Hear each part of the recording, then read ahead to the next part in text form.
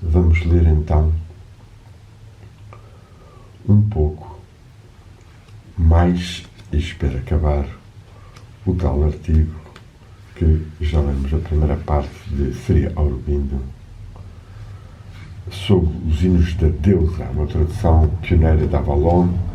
dos textos de devoção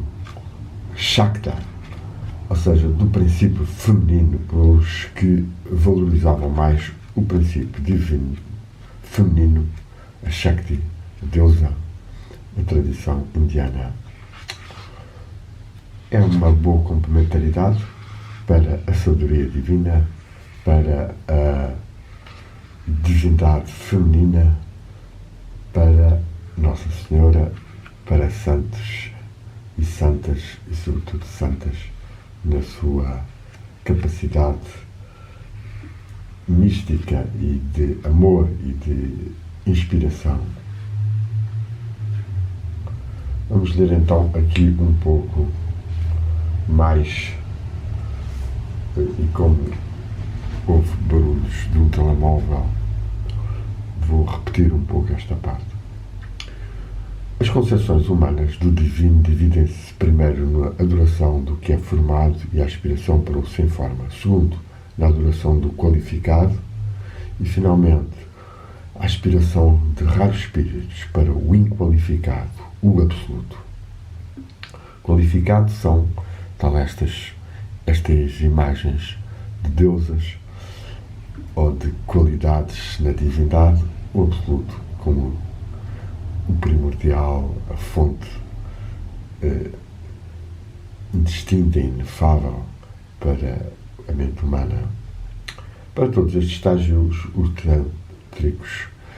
na sua adoração e disciplina, têm possibilidades para nos oferecer. O racionalista pergunta como é que o sem forma pode ser investido ele próprio com a forma. E está o universo para vos responder. O hinduísmo adora Narayana, uma das divindades, ou a divindade mesmo primordial para os Shaktas e para os Vishnuitas, os Vaishnavas. Narayana na pedra, na árvore, no animal e no ser humano. O que a severidade de certas religiões ou outras e o orgulho espiritual ridicularizam, torna-se um orgulho e numa forma de severidade lógica. As pedras, os animais, os humanos, todos eles estão igualmente em Deus, são irmãos na divindade. Formas que o Omnipresente não desdenhou de assumir. Mas para além destas formas materiais, há outras que são ideais e simbólicas, mas não menos, senão ainda mais real, mais cheias de poder divino do que qualquer manifestação física. Essas são as imagens mentais nas quais adoramos a Deus. Os hindus acreditam que qualquer forma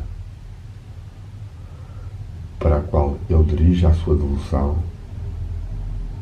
o amor divino é como que obrigado a assumir e a vivificá-la. Nós não podemos dizer que a crença seja irracional. Isto é um bocado exagerado, porque há formas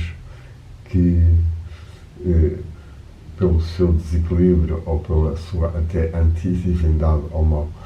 a divindade, certamente, mesmo que o indivíduo adore muito, não se vai manifestar.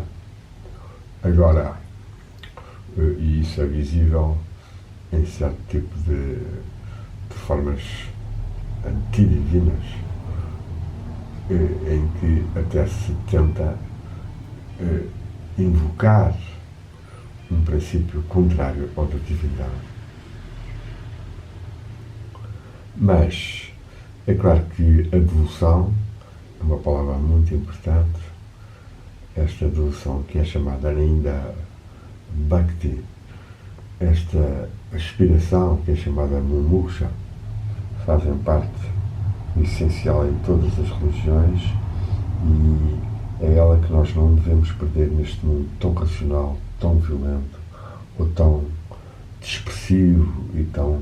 prazentoso, e que muitas vezes nos enreda no corpo e na mente de formas parcelares e desequilibradas, e que não permitem desabrochar no coração do amor devocional para a divindade, ou, como aqui foi falado, que é as imagens mentais ou as concepções mentais, ou, melhor ainda, a concepção do Ishta Devata, ou seja, nós acreditarmos, aspirarmos e tentarmos que a divindade se forme, se manifeste no nosso interior, conforme ela se deve manifestar no nosso interior e corresponde, ou pode corresponder, à nossa forma de a visualizar, seja como Jesus, seja como Deus Pai, seja como Allah, seja como Vishnu, qualquer que seja a forma. Contudo, esta realização é um lento processo, é um renascer da divindade em nós que temos que ir fazendo. E ele então, Aurobindo, volta a explicar porque é que esta crença não é racional. Pois há uma consciência no universo, e que o transcende, e que responde a todas as aspirações da criatura, e que talvez mesmo aspire em relação a eles com o amor do pai, da mãe, do amigo, do amante, e um amor que sobrepassa todos estes. Então é um pouco preguiçoso ou burro supor que ele assumiria ou criaria para o seu prazer próprio, a sua glória, as formas do universo e, contudo, desenharia como uma ofensa à sua dignidade ou à sua pureza aqueles adoradores cujo amor oferece a ele certas formas que, no fundo, ele próprio formou no coração dessas pessoas e na sua imaginação. Estas formas mentais de adoração podem ser oferecidas, e isto é um mais elevado caminho. E podemos mesmo dar-lhe uma forma material, uma fundação material. A pratista, ou uma estátua, ou uma imagem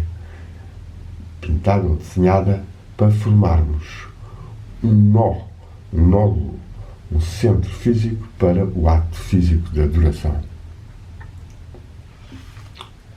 E isto na Índia está altamente desenvolvido, esta adoração ao pratista, e nos templos nós vemos até que ponto chega o derramamento de amor e de elementos da natureza, flores, leite, incenso, pastas, tudo isso oferecido à estátua, que é como que carregada de energias e pode atrair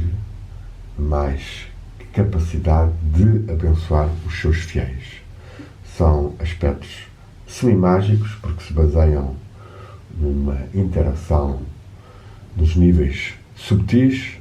ou psíquicos, que ainda não são muito reconhecidos pela ciência e que certas religiões também não aprofundam suficientemente e colocam um certo desprezo, tal os protestantes, em relação a imagens, seja mesmo os cristãos, certas dúvidas sobre essa capacidade de se adorar sem se criar numa certa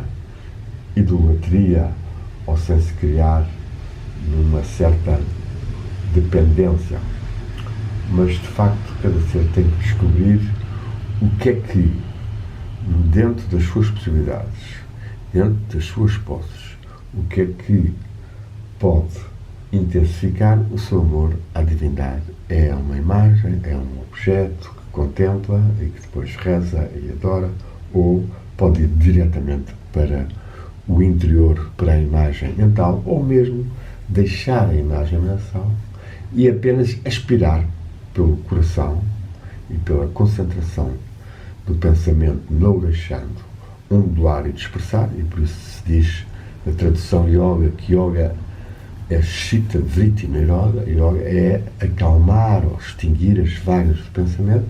e permitir então que haja um estado de unidade interior que se aproxima do cristianismo, do ensinamento de Jesus, quando ele diz: se o teu olho for simples, todo o teu corpo será luminoso. Se o teu olho for puro, por outras traduções, se o teu olho não tiver obscurecido, por outras traduções, então este olho, que é a visão interior, o olho espiritual, e é também a visão sobre o mundo. Tudo isto está interpenetrado. E é por isso que nós devemos ter cuidado de não vermos demasiadas imagens do exterior mais violentas ou mais desequilibradas, como acontece tanto nos noticiários, ou tão manipuladas e tão longe da verdade, porque entrando dentro de nós têm efeitos e alteram e perturbam a nossa bússola da verdade e, sobretudo, vão criando camadas sobre camadas de imagens, de reações emocionais, e isso faz-nos perder o nosso estado de maior pureza, de maior unificação, bem necessário para nós conseguirmos entrar nestes níveis mais elevados da religião, que são a adoração interior e uma ligação interior da alma e do espírito humano com o espírito divino. Vamos voltar ao Aurobindo. Ele diz assim: no Sem Forma nós adoramos Deus nas suas qualidades, no seu amor, poder, beatitude, sabedoria, nos grandes princípios cósmicos pelo qual ele se manifesta a ele próprio ao olho do conhecimento. O olho do conhecimento, que é aqui também o olho espiritual, no seu aspecto mais central e mais impactante sobre nós próprios, pois quando nós começamos a abrir o olho espiritual ou a ver, então aí as transformações interiores e a aprendizagem e a certeza e a gratidão aumentam. Nós adoramos-o como o impessoal manifestado nestas coisas, ou pessoal, o Deus pessoal, a divindade pessoal, contendo-as. E temos que nos erguer ao ápex do pináculo, e é interessante a expressão do ápex do pináculo, porque é uma expressão também usada a partir de experiências de alguns místicos cristãos que falam no ápex da alma, a centelha da alma, ou então o fundo, a profundeza nobre da alma, uma bela expressão de Tauro, que é bastante rica para as pessoas que são mais interiorizadas ou mais capazes de se interiorizar, tentarem estabelecê-la como uma espécie de mantra dentro de si próprios e permitir que se estabilize, se interiorize a nossa atividade mental, se purifique e então a luz e o amor possam ser sentidos ou vistos. E então erguemos a esse apex, ao pináculo, daquilo que é não só sem forma, a rupa, a partícula negativa, a rupa forma, mas também nirguna, sem as gunas. Nir também é negativo, tal no nirvana, niroda, não é tradição indiana também, mas nirguna sem qualidades, o indefinível. Ani Deshyam da Gita. A nossa ignorância humana, com as nossas paixões mentais, em graus e distinções, em superioridades, em exclusões, nós graduamos assim as coisas e dizemos isto é superior, mas tal afirmação é para ignorantes ou almas inferiores. Conhecemos mesmo o que é um teísta, ou seja, que adora a divindade de uma forma, olha para com reprovação naqueles que adoram a divindade numa forma idolátrica, criada pela adoração do homem, ou politeísta. Portanto, aqui o teísta é mais no sentido do ser que acredita apenas em Deus, mas mais como transcendente ou como uma imagem mental ou uma revelação da providência, no amor, e não tanto as imagens com que pode ser adorado, por exemplo, na Índia, numa vaca ou numa pedra. O Advaitin, que é os mais elevados no aspecto de recusarem as formas de dualidade e se posicionarem numa tentativa de contemplação e identificação do infinito, olha para baixo com uma indulgência calma e tolerância no ignorante qualidade dos que se consideram teístas e adoram uma personalidade. Mas parece-nos a nós que Deus não ridiculariza nada, que a alma de todas as coisas pode tomar tanta beatitude numa oração de uma pequena criança como as ofertas de uma flor ou de uma folha diante de uma imagem, como no filósofo que salta para o cume do pensamento de uma forma indefinível e desconhecido e tenta fazer o melhor possível para se elevar e alargar para a realização sem limites, sem fronteiras e, contudo, conservar o coração da pequena criança, dos puros ou simples que verão a Deus, e a capacidade do que vê o vidente das formas. De qualquer modo, isto é uma atitude para a qual estes hinos à deusa nos fazem aproximar. Eles estão cheios de glórias da sua forma, do seu corpo visível, cheios de percepções do pensador em relação às formas dela no universo e cheias de poder dos seus aspectos psicológicos, e todos penetrados ainda por um sentido de transcendente ou que está por trás, frequentemente expresso como a sua unidade final e transcendência. O Sr. Arthur Avalon, o autor desta tradução dos hinos à deusa que Aurobindo comenta, traz isto muito ao de cima, com bastante força e vivacidade na sua introdução. Mas isto deve ser bem manifestado mesmo para um leitor dos hinos, sobretudo se não tem muito cuidado. Veja-se esta passagem. Reverência a ela que é eterna, Rodra, a Gauri, Datri, reverência e outra vez reverência a ela que é a luz da lua e a forma da lua, para ela que é a suprema beatitude, referência para ela, the supreme bliss, Ananda, para Ananda. Isto é uma forma do famoso hino de Shanti Mahatmya,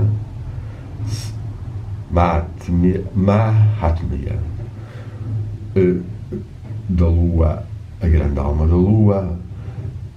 merecidamente um dos mais conhecidos na literatura sagrada, mas em toda a parte encontramos muitos destes aspectos num hino que se eleva no 11º verso, numa descrição sensual da deusa física, diz: ó Gauri, com todo o meu coração eu contemplo a tua forma, a beleza da tua face, com o peso dos teus cabelos derramados, com os teus seios tão cheios e com a tua silhueta e a tua cintura tão finamente desenhada, mantendo nas tuas mãos as três, o rosário, o vaso e um livro, e com a tua quarta mão fazendo o Jnana Mudra, que é o Jnana, sabedoria, mudra, gesto, o gesto da coisa, que nós temos aqui nesta imagem da divindade feminina de Gauri, que é outro nome da Shakti, aqui ao lado da nossa estimada Rainha Santa Isabel, uma mestra da tradição portuguesa, uma Shakti, e que derrama da sua mão as flores das graças e dos perfumes sobre os que se abrem e a invocam. E ele passa depois, vejamos como ele passou de uma forma natural para uma forma de simbolismo psicológico. E o nono hino é também uma peça notável de imaginação e de imagens iógicas. Oh Mother, oh Mãe, como o rei adormecido das serpentes, Vishnu Narayana, residindo no centro do primeiro lótus, tu criaste o universo. Tu acendeste como um raio de luz fortíssimo e atingiste a região etérea. Também a abertura é da alta filosofia, expressa com grande força poética e interseccionada com passagens de rica cor poética. A causa e o pensamento do mundo, aquela cuja forma é a de Shabda Brahman, Shabda, do som, criador, Shabda, Brahman, a divindade primordial, e cuja substância é beatitude, felicidade, Ananda. Tu és o ser primordial, ó Mãe de todas as criaturas incontáveis, Criadora dos corpos, do nascido do Lótus, Vishnu e Shiva, que criam e preservam e destroem os mundos. Apesar de tu seres a causa primordial do mundo, tu és, contudo, sempre jovem, e mesmo que tu sejas a filha do rei da montanha, Himavat, montanha sagrada do Himavat, dos Himalaias, onde nos planos espirituais residem grandes seres, mestres, e onde energias mais divinas se derramam para a Terra, daí nos aspectos de nos virarmos para o Oriente, não só de onde o Sol vem, mas também do ponto irradiante de energias dos Himalaias. Himavat, que eu tenho um artigo no blog escrito sobre ela, interessante, a partir de um yogin Samkhya e de uma Zal Reino que esteve a aprender com ele. Tu és a filha do rei da montanha, contudo, tu és também cheia de ternura, e apesar de seres a mãe de todos os Vedas, eles, contudo, não te podem descrever. E mesmo que as pessoas meditem muito sobre ti, contudo, a mente das pessoas não te pode compreender. Oh.